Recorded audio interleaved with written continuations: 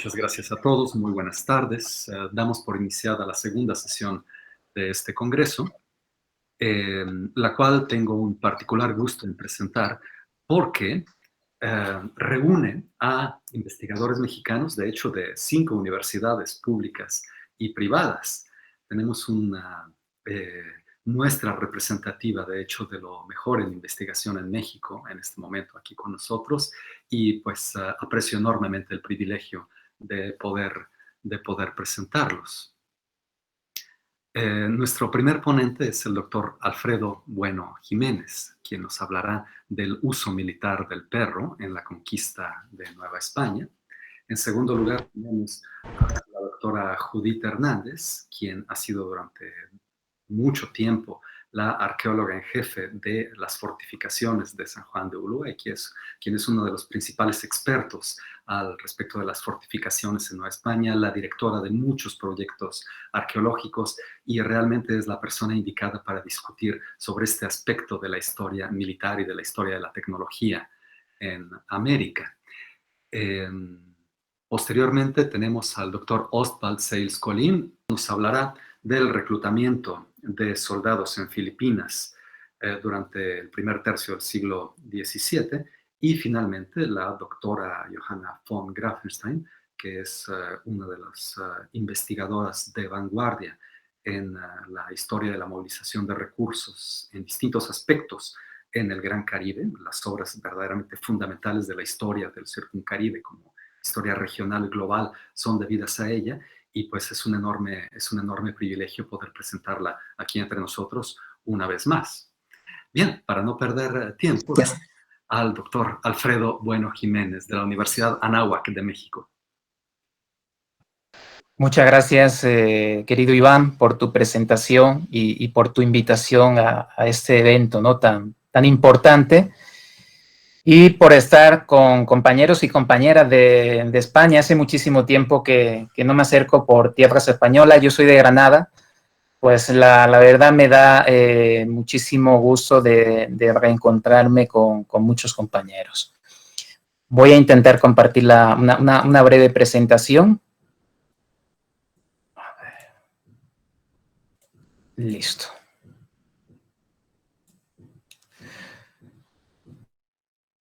Bueno, no sé si llegan a visualizar la presentación.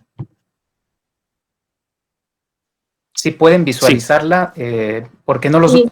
Ahora mismo solamente veo la presentación, no veo a ninguno de ustedes. Sí, se visualiza. Bueno, el tema en cuestión es un tema que precisamente en mis últimos, cuando estaba en la Universidad de Granada cursando la licenciatura en Historia, pues un tema que estuve trabajando.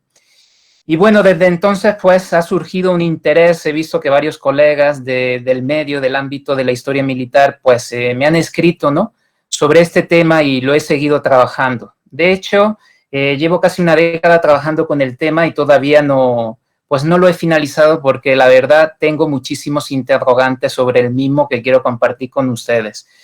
Yo me dedico sobre todo a lo que es al ámbito insular caribeño en el siglo XVI, y precisamente los primeros encuentros que se produjeron entre los castellanos y las comunidades taínas.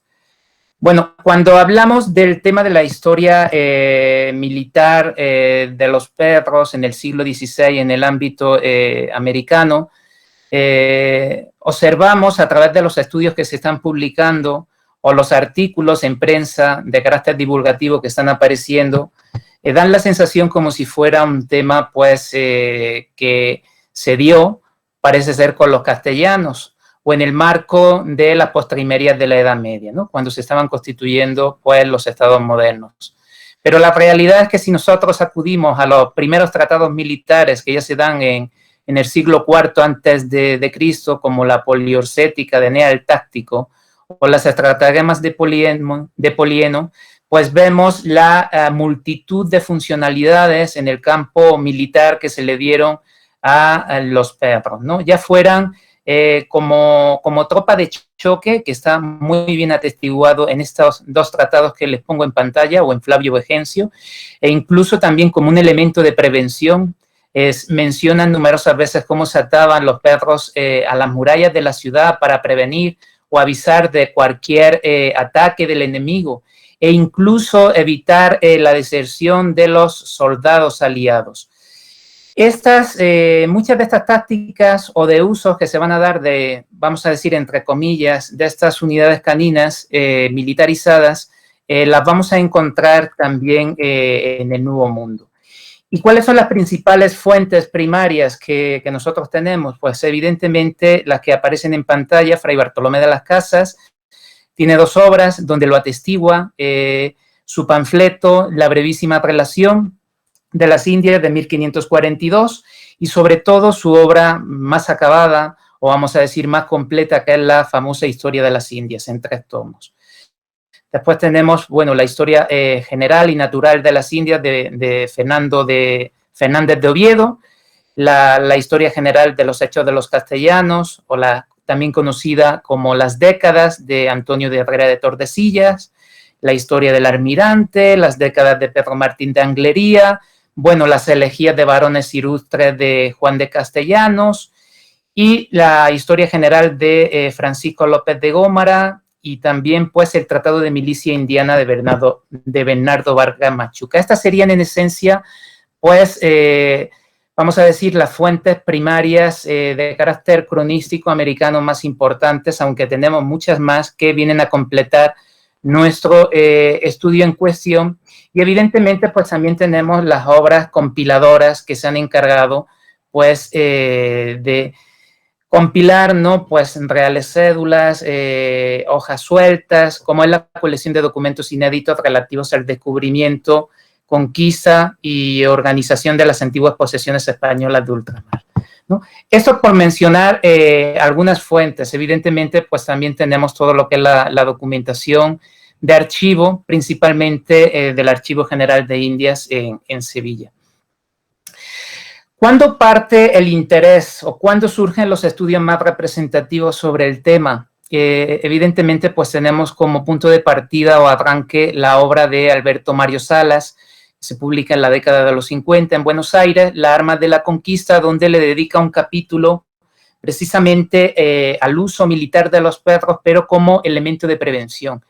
Y realmente no destaca tanto o resalta tanto lo que es el papel como tropa de choque de estos caninos, sino como el impacto psicológico que ejercía sobre las poblaciones naturales americanas. De este trabajo va a derivar un segundo trabajo que probablemente sea el estudio más acabado sobre el tema, que es el que hizo los hermanos Barner, Dog of the Conquest, donde analiza pues la funcionalidad militar en diferentes contextos de los perros. Y bueno, después han surgido otras obras como la de Mike Homan, la enciclopedia de Henry Davis, que realmente pues hablan muchos de los elementos auxiliares que acompañaban a estas unidades caninas. También se han publicado interesantes trabajos como el de nuestro compañero Ricardo Piquera Céspedes, Los perros de la guerra o el canibalismo canino en la conquista, donde hace una interesante propuesta que aborda cómo las huestes castellanas no le buscaban el sustento a sus perros, a sus caninos, sino que lo encontraban en los muertos que perecían, ¿no?, en el campo de batalla. Ahí hace esa propuesta muy interesante. Y bueno, un trabajo que yo planteé cuando estaba como estudiante ya de maestría, Los perros de la conquista de América, donde hice una propuesta de clasificación funcional de las utilidades que se le dieron a estos perros en el ámbito americano. Asimismo, pues recientemente han aparecido trabajos ya desde el ámbito de la iconografía, donde se enfocan principalmente en la producción gráfica que surge en la segunda mitad del 16, referente a la reinterpretación a través de la visualización de los grabados que hicieron diferentes grabadores, principalmente Teodoro de Brie. Bueno, una primera pregunta cuando nos aproximamos a este tema, disculpen que vaya un poquito rápido, pero sí tenemos poquito tiempo. es cuando se introdujo, ¿no? Y se usó el perro peninsular de origen, bueno, el perro peninsular ibérico y europeo en el Nuevo Mundo. Evidentemente ya está más que documentado. Sabemos que los primeros perros peninsulares europeos pues se introdujeron en el segundo viaje de Cristóbal Colón. Este segundo viaje, que ha sido pues ampliamente documentado pues por la doctora María Montserrat León Guerrero, que ha dedicado pues su tesis doctoral y varios estudios en particulares a este segundo viaje, que fue una expedición que, bueno, dependiendo del estudioso, pues hay algunos que dicen que el tamaño de la población que se embarcó era de 1.300, otros dicen que la extienden un poquito más y dicen que 1.500. Lo que sí podemos asegurar es que se llevaron 17 embarcaciones, que ya tenemos incluso todas documentadas. Y estas embarcaciones, pues bueno, llevaron una amplísima gama de habituallas, de víveres, que fueron financiados por el intendente de Indias en ese momento, nombrado Juan Rodríguez de Fonseca, que era una persona pues muy cercana a los reyes católicos. Y lo interesante es que por Real Cédula, él financió también que se embarcaran 20 mastines en este segundo viaje, 20 mastines y galgos de pura raza. No solamente iban caninos, también se embarcaron los primeros caballos, vacas, puercos, conejos, es decir, una gran variedad de animales que hoy en día pues forman parte de lo que es la geografía del paisaje americano y de la propia gastronomía. Bueno, tenemos también documentados, ¿no? Todo lo que es la tripulación, pero precisamente yo quiero destacar los hombres de armas, porque siempre se ha comentado que el segundo viaje de Cristóbal Colón era una expedición sobre todo de colonización, pero también tenía un carácter de conquista, porque tenemos varios hombres de armas ya perfectamente documentados, e incluso se embarcaron figuras muy insignes posteriormente, como fue Juan Ponce de León. Juan Ponce de León, que fue el futuro conquistador de Boriqué, en San Juan de Puerto Rico. Y bueno, antes de embarcarse a esta expedición, pues había estado a cargo de las caballerizas reales de Fernando II de Aragón, y también se encargaba de lo que era de los perros de rey. Entonces ya estaba familiarizado también con un adiestramiento militar que se le daba a los perros ya en el Reino de Castilla. Este segundo viaje, que bueno, tuvo la particularidad que cuando regresaron, pues se encontraron que el asentamiento de la Navidad que se había fundado en Haití, pues había sido destruido. Ese asentamiento que se habían dejado 39 hombres al mando de Diego de Arana, pues vieron que estaba totalmente destruido el asentamiento y tomaron la decisión de desplazarse más hacia el oeste y fundar la Isabela, ¿no? La Isabela, que hoy en día pues forma parte, es un museo arqueológico que es visitable. La verdad que se ha conservado muy poco, solamente pues parte de los muros. Catherine Deegan, pues, sobre todo, pues, ha hecho mucho trabajo en esta zona, ya incluso trabajo desde el campo de la bioarqueología, para aproximarse un poco a la cotidianidad, las enfermedades que padecían los primeros castellanos que se asentaron en este asentamiento. Y bueno, ¿por qué estoy dando estos datos sobre este tema, ¿no?, de la historia militar de los perros? Bueno, porque uno de los objetivos de los castellanos cuando se establecen en la isla de la Española, que actualmente pues comprende lo que es Haití y la República de Santo Domingo, uno de los objetivos que va a tener Cristóbal Colón cuando llegue en su segundo viaje va a ser partir la Española en dos. Esto es una hipótesis mía. ¿Y esto por qué lo digo? Porque va a crear un sistema de fuertes internos para partir los 5 cacicazgos que estaban distribuidos. Había 3 cacicazgos que estaban distribuidos en la parte de Haití, 2 cacicazgos en la parte de la Española, que vamos a ver. Y bueno, va a iniciar un proceso de fortificaciones internas. Una de las primeras fortalezas internas va a ser el fuerte de Santo Tomás, que va a estar cerca de las famosas minas del Cibao, unas minas argentíferas o las primeras que se documentan en el Nuevo Mundo y concretamente en la Española. Actualmente pues ya se están haciendo hasta trabajos de campo en Santo Tomás, que bueno, ahí pongo la figura de Pedro Margarit, que fue nombrado como alcalde mayor de este fuerte por Cristóbal Colón. Y bueno, ya hay diferentes estudios de este fuerte. Y hay una fecha que va a ser clave para no extenderme o dilatarme demasiado en mi tema. En 1495 se va a dar la primera campaña, vamos a decir, la primera gran batalla, ¿no?, entre diferentes contendientes indígenas integrados por diferentes comunidades taínas de diferentes cacicazgos contra los castellanos. La famosa batalla de la Vega Real, que bueno, es una batalla muy importante porque, como les digo, va a estar integrada por diferentes cacicazgos, principalmente las comunidades van a proceder del cacicazgo de Magua, Maguana, Higuey, y ya Jaragua no tenemos constancia de que llegaran contendientes de acá. Bueno, estos cacicazgos han sido ampliamente estudiados por el historiador dominicano Bernardo Vega. Y lo interesante de esta batalla es que atestiguamos por primera vez el uso de unidades caninas militarizadas, precisamente estos 20 mastines y lebreles de pura raza que llevó Cristóbal Colón. Atestiguamos que tuvieron un uso militar.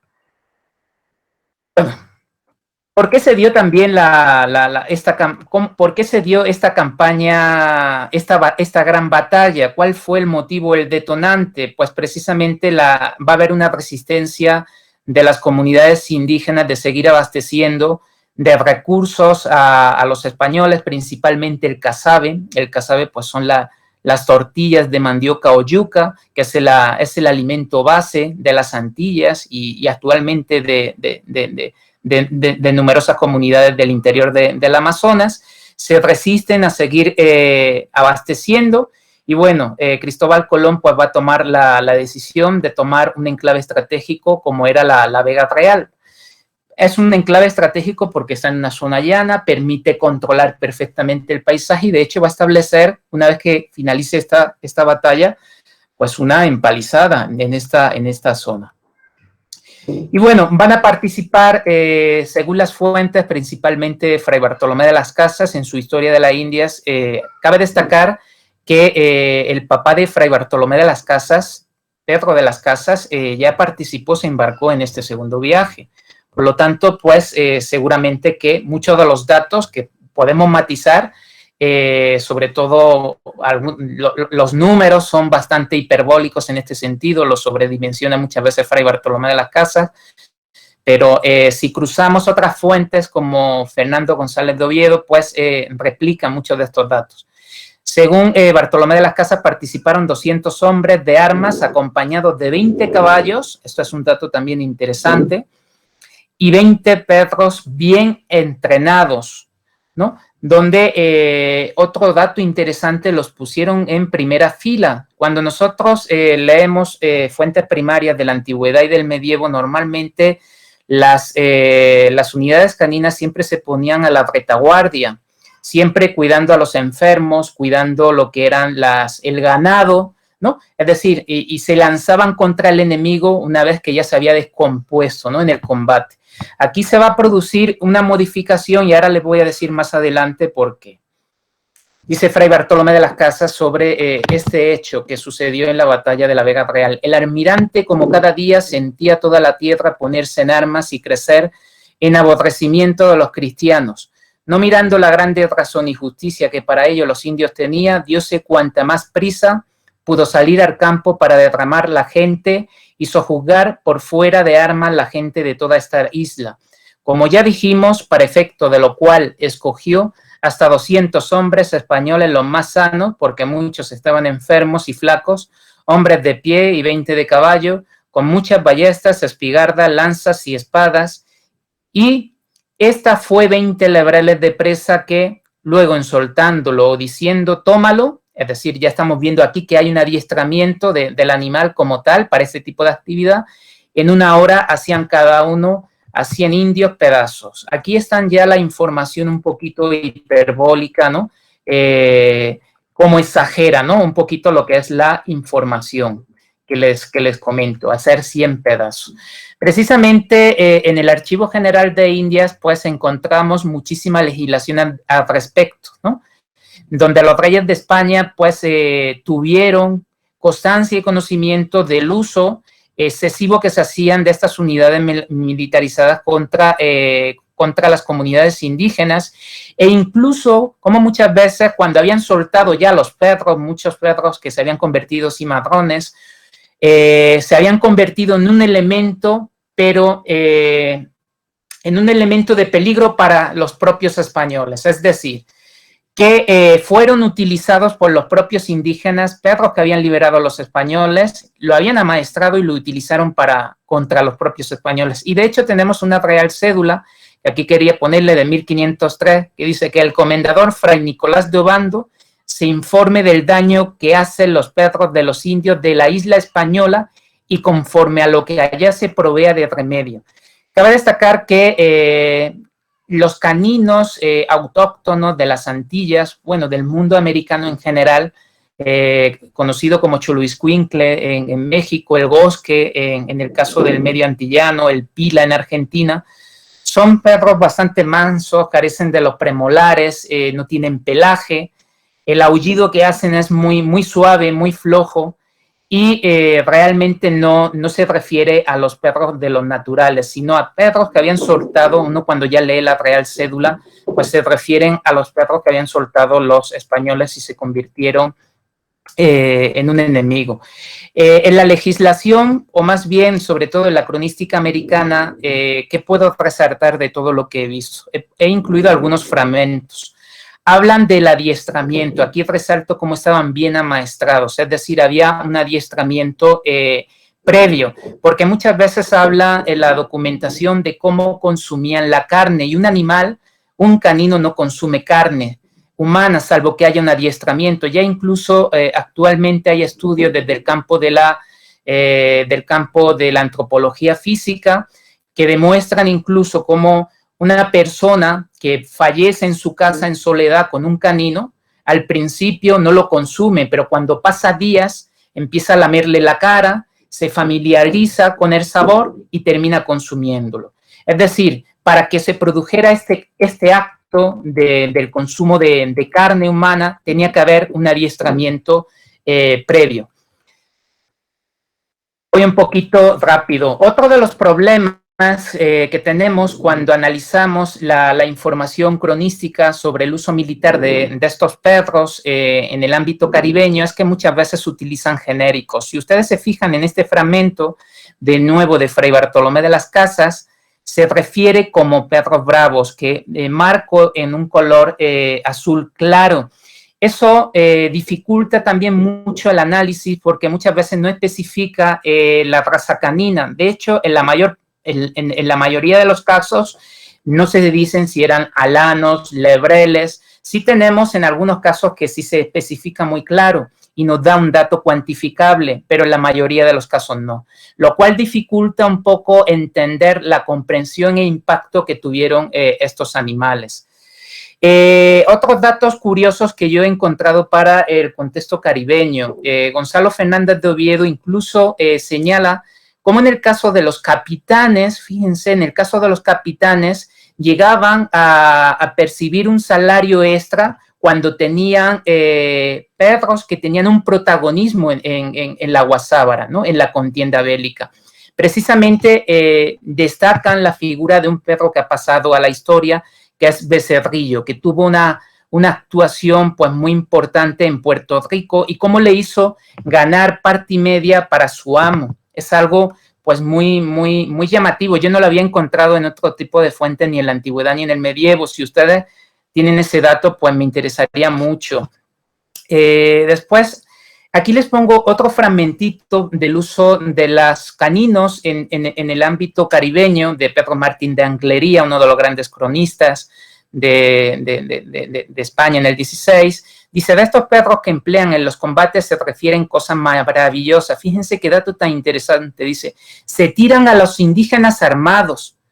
Aquí ya se está refiriendo a un elemento auxiliar, armados, lo mismo que a fugaces ciervos o jabalíes cuando se les asusa. Estas referencias que hace muchas veces a la montería, a la cacería mayor, es porque muchos de estos caninos evidentemente habían sido adiestrados previamente en la montería, y de ahí esas referencias, ¿no?, cinegéticas. Acaeció a veces no ser necesario usar de las espadas, flechas ni otros dardos para derrotar a los enemigos que salían al encuentro, pues haciéndole señal y soltando a los perros que iban delante. Fíjense, aquí hay una, yo para mí tácticamente esto es una modificación, aterrorizados por la torva mirada y los inauditos ladridos de los perros, vacilaban y abandonaban la pelea y las filas, asombrados de la prodigiosa invención. ¿Por qué destaca esto de los inauditos ladridos? Simplemente porque el Xoloitzcuintle, si ustedes se fijan, si han estado en América o el Bosque o el Pila, casi no ladran. Los tienes casi que golpear para que ladren. Entonces los españoles se dan cuenta que cuando escuchan el ladrido del perro se descomponen, se aterrorizan y hacen una modificación táctica de vez de ponerlo en la retaguardia a ponerlo en primera fila.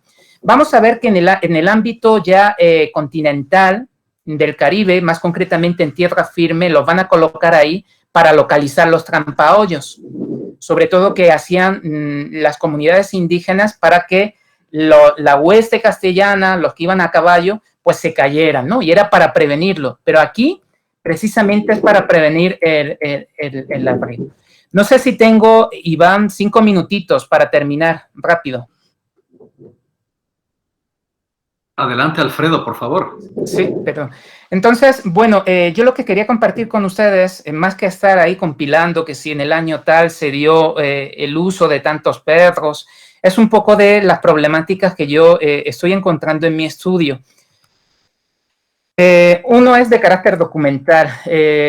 Desafortunadamente, la mayor parte de las referencias que tenemos sobre estos animales no son personas que estén familiarizadas con el adiestramiento de estos animales. Son de religiosos, son fuentes un poco posteriores, ¿no?, a cuando sucedieron los hechos, y eso pues hay que tener mucho cuidado. Después de aspecto cuantificable, normalmente pues el documento que nos serviría de base para cuantificar las unidades caninas pues serían las capitulaciones, pero en la capitulación nunca se documentan estos animales, ni tampoco en el documento que se anexa, que sería ya se me olvidó. Es el documento que se anexa a la capitulación, donde habla del objetivo, ¿no?, de la expedición. ¿Por qué no se documenta? No lo sabemos, probablemente porque es un animal de compañía que identifica bien al amo y que cuando desembarcaran, pues iba a ir con él y no era necesario cuantificar. No lo sabemos.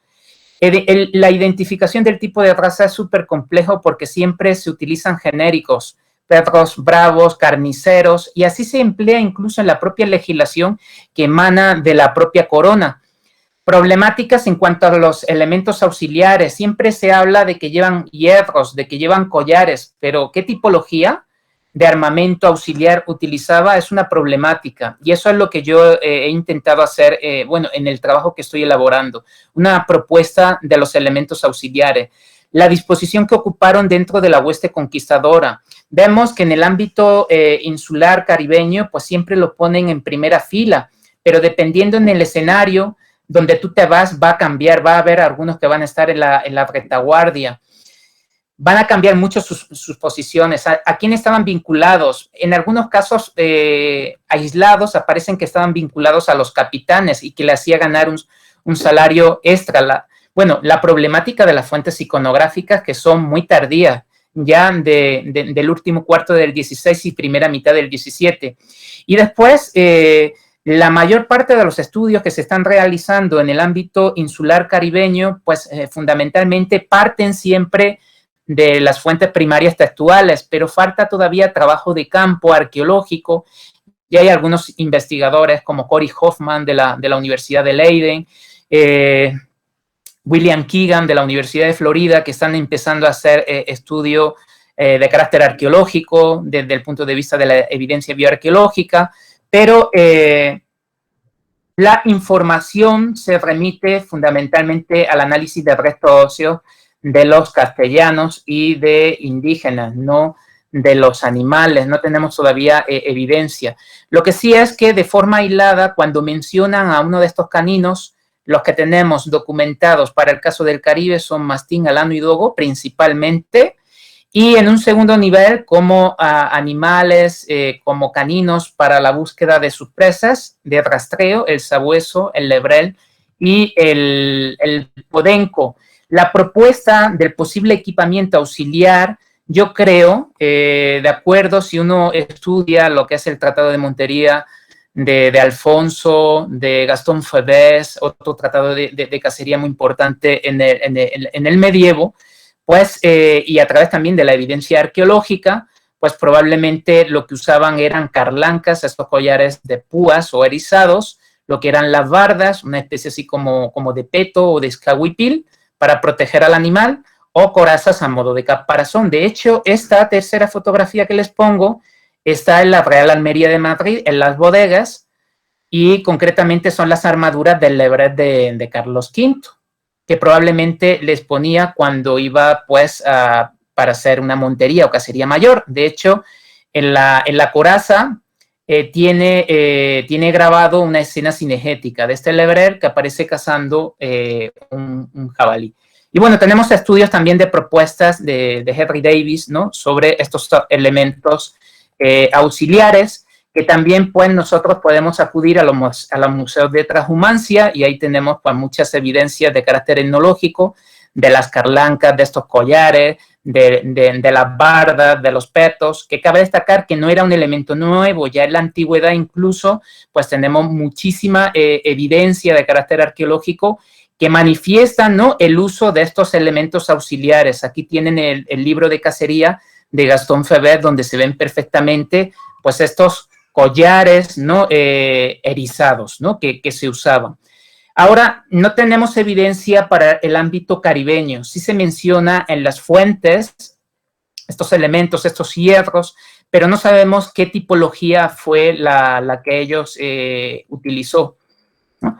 Bueno, aquí les pongo, ya que tengo varios compañeros mexicanos, quise poner este ejemplo, no solamente de elementos de hierro, o estos elementos auxiliares se documentan en el ámbito caribeño, también incluso si te vas al ámbito mexicano, también dice aquí Diego Muñoz Camargo en su Historia de Tlaxcala, traían armas aventajadas y muy fuertes de hierro blanco, decía esto a causa de que entre ellos no había hierro sino cobre y que traían tiros de juego y animales fieros que los traían de traílla, atados con cordeles de hierro y calzaban y vestían hierro. Nunca te especifican el elemento auxiliar, pero uno puede interpretarlo, ¿no? Incluso si nos vamos ya a detalles como del lienzo de Tlaxcala, pues se ve aquí perfectamente una carlanca de aro, ¿no?, con púas.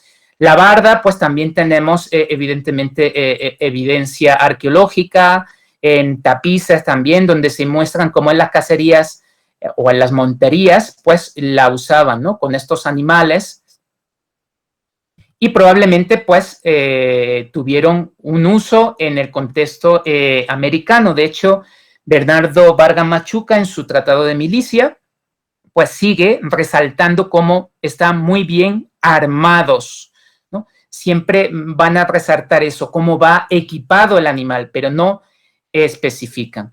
Y bueno, haciendo una propuesta de clasificación funcional del perro dentro de la hueste conquistadora en el ámbito de las Antillas, pues yo lo que he documentado es que estos perros de origen peninsular ibérico y europeo, el primer uso que se les dio fue como catadores de alimentos. Esto es algo sorprendente. Uno pensaría que se les utilizó, pues, incluso como un recurso cárnico, que lo tenemos muy atestiguado, es decir, cuando a la hueste conquistadora se les agotaba sus recursos, pues consumía estos animales antes que al caballo, como aparece en este detalle de la tabla 3 de la conquista referente a México. No tenía una imagen así para el caso insular caribeño, pero también lo tenemos.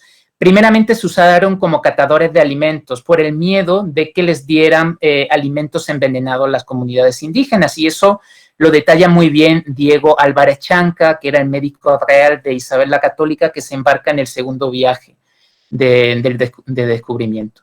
Como elemento de prevención, evidentemente, pues para evitar cualquier escaramuza, cualquier ataque, muy particularmente en un medio selvático y de arcabuco como eran las Antillas. De guarda también tenemos atestiguado, como cebo táctico cuando se formaba un pequeño pueblo empalizada, pues muchas veces dejaban perros amarrados en el centro del poblado para retirarse, es decir, para facilitar la huida, como aprovisionamiento alimentario, como les he comentado, y como agresión física y psicológica, es decir, estos animales como tropa de choque. Y esta es quizá la que más ha llamado la atención y es la que más se ha documentado. Y bueno, con esto termino. Disculpa, Iván, que me haya tomado 10 minutos. Les agradezco muchísimo pues que me hayan dedicado unos minutos de su tiempo. Gracias. Muchas gracias, Alfredo, por esta espeluznante ponencia, muy interesante. Para no perder la dinámica del tema, sugiero que si hay preguntas precisas sobre esta presentación, que se planteen ahora, sin por eso menoscabar el debate que abriremos al final. Pero si alguien tiene una pregunta concreta, específica sobre el tema, pues lo mejor es plantearla en este momento. Hay una de Andrea Vargas Álvarez. Dice, hola, tengo una pregunta para Alfredo. Muchas gracias por la ponencia, ha sido muy interesante. Aunque has mencionado lo problemático y complejo del estudio de este tema, tenía curiosidad por saber si se han podido identificar, si se le daba diferentes utilidades o usos a los perros en función de las razas caninas que se han podido reconocer. Dogo, Podenco, sí, evidentemente dependiendo de la tipología. La primera problemática es identificar el tipo de canino. Hay en algunos casos que sí tenemos muy atestiguado, ¿no? Por ejemplo, cuando llega Cristóbal Colón, lo que es en la Bahía de Términos, dice que se encuentra una lebrela que había dejado Grijalva y que le va a dar un uso cinegético, es decir, para la búsqueda de los recursos que va a abastecer, vamos a decir, de recursos estratégicos para mantener o abastecer de recursos a la oeste. En el caso de las Antillas lo tenemos también. Sabemos que perdigueros, sabuesos se usan sobre todo para el rastreo de presas. Y también en el caso de Sudamérica, vemos que muchas veces para evitar también como elemento de prevención se van a utilizar estos caninos que te estoy mencionando para prevenir el ataque de los grandes felinos. Eso no lo hemos comentado. En el medio selvático, un ataque de un puma, de un jaguar, pues puede suponerte la muerte, ¿no? Entonces también se van a utilizar y de hecho precisamente Bernardo Vargas Machuca habla del uso de estos animales más que como tropa de choque para prevenir el ataque de estos felinos. El dogo, el podenco, sí están súper atestiguados para el caso como elemento de tropa de choque. Sí tenemos referencias, muy claro. Ahora después hay un problema terminológico. Se utiliza mucho lebrel, vemos en las fuentes que se utiliza mucho el lebrel como sinónimo de dogo. Yo creo que evidentemente estas personas que se embarcan no son biólogos, y utilizan un genérico que es lebrel como elemento de combate. Un lebrel es el galgo español. Si ustedes se han fijado en la taxonomía, en la forma del cuerpo de un lebrel, como es delgado, sus dientes son muy pequeños. Realmente, cuando habla incluso Fray Bartolomé de las Casas, que 20 lebreles hicieron pedazos así en indígenas, se está sobredimensionando y además se está confundiendo, ¿no? La tipología del perro. Entonces, eso también hay que tenerlo con muchísimo cuidado. Pero sí hay en casos muy particulares que sí se menciona. Dice Ávila Hernández, yo tengo también una duda, Alfredo, ¿cuál es el precio de un perro con relación a otras bestias como el caballo? Igualmente la diferencia de precio entre perros y perras cargadas a las armadas. Pues mira, te metes en un campo muy complicado porque la primera pregunta sería saber o tener el dato como comentaba, en la capitulación, que es el documento base donde se documentan todos los hombres que se embarcan, pues incluso las habituallas, pues no se mencionan a estos caninos. Aparecen principalmente en la cronística americana y familiarizados con determinados contextos. Entonces no tenemos primeramente lo que es los perros que se embarcaban y mucho menos el precio. Eso es lo que a nosotros nos hubiera gustado. Y aquí también, pues, formaría parte otro tema de la cotidianidad de la hueste. Las carlancas se oxidan muy fácilmente. Si tú vas a España, sobre todo cuando le preguntas a los ganaderos, pues siempre tienen que estar limpiando las carlancas, ¿no? Con aceite y limón. Seguramente que la hueste castellana, pues un hecho de su diario pues, era limpiar a estas carlancas para que no se oxidaran, sobre todo en un contexto tan húmedo. No sabemos el precio, mi estimado, no sabría responderte el precio que tiene. No tenemos ese tipo de documentación hasta la fecha. ¿Más preguntas? No tenemos. Soy todo oídos. Muchas gracias, Alfredo, por esta informada, detalladísima presentación.